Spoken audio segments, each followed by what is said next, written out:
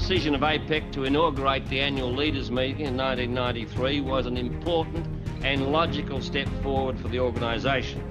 The meetings provide the only regular opportunity for the leaders of the most dynamic region of the world, covering some half of global trade, to discuss those issues in an informal but an effective environment.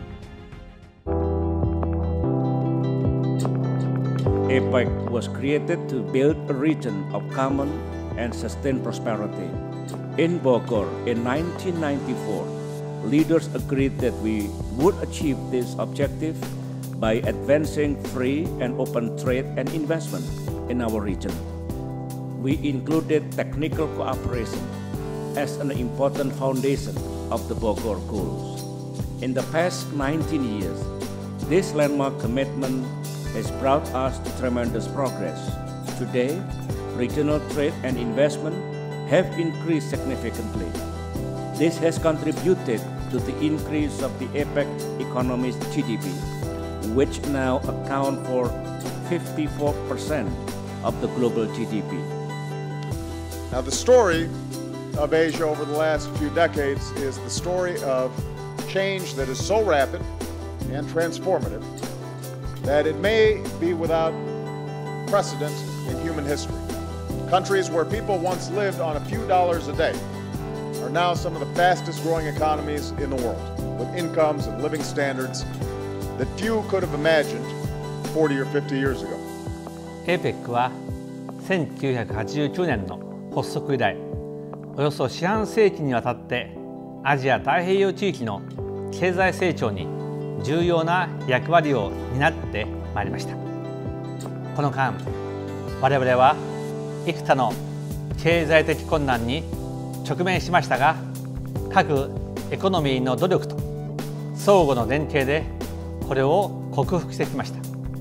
Today, nearly half of global trade takes place in the Asia Pacific, and 56% of the world's GDP comes from here. My own country, the Philippines, is a beneficiary from the more open environment for trade and investments. Economic growth is expected to exceed the initial 6.2% projection, and it will continue next year. Being a member of the APEC community gives a lot of opportunities for Papua New Guinea to link the Pacific into many of the established economies around the world. Coming from a small country like Chile, with 57 free trade agreements with countries all over the world, many of them, 9 of them, with APEC member countries, I have to share with you our optimism and our commitment to achieve that goal.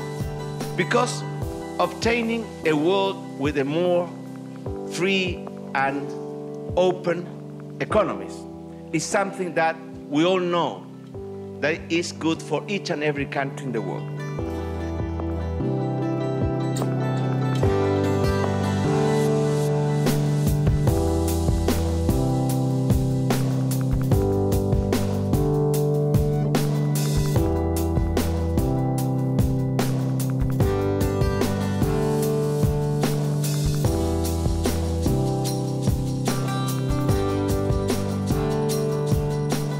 Historically, APEC was set up to encourage mutual trade and investment.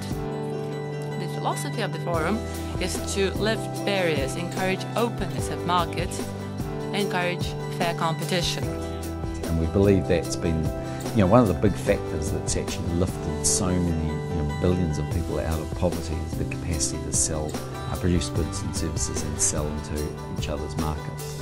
Và tôi tin chắc chắn rằng các nền kinh tế, đặc biệt là các nền kinh tế của những nước đang phát triển, có vai trò vị trí ngày càng rất là to lớn hơn. Vấn đề thứ hai nữa, tôi tin tưởng chắc chắn rằng là bên cạnh cái tổ chức liên kết APEC của chúng ta, thì có những cái tổ chức liên kết song song tồn tại, ví dụ như ASEAN sẽ hình thành một cộng đồng vào 2015 với tư cách là trung tâm của khu vực này.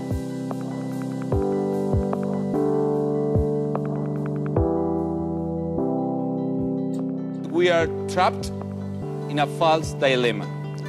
The dilemma is either we promote the economic growth or we preserve the environment. And I say that there is not such dilemma because it is possible to achieve sustained economic growth and at the same time to reduce emissions. In this day and age, to think about growth and development without thinking about sustainability is just not sensible at all. We also have to be mindful of the effects on human health and the environmental balance of other aspects of this unsustainable development. Women role models are critical. I come from a generation where there were very few women role models, and often it was hard for people in my country to even relate to those very few women elsewhere who were in leadership positions. So these days there's many other role models among women, and that does inspire younger women. Younger women think, yes, that could be me. We will adopt a declaration for the first time in APEC's history that will affirm this organization's and each member economy's commitment to improving women's access to capital and markets, to building women's capacities and skills, and to supporting the rise of women leaders in both the public and private sectors. It is the economic benefit that people are really looking at in the end. It's 3 meals a day, it's a better home, it's insurance for the kids so that they can finish college.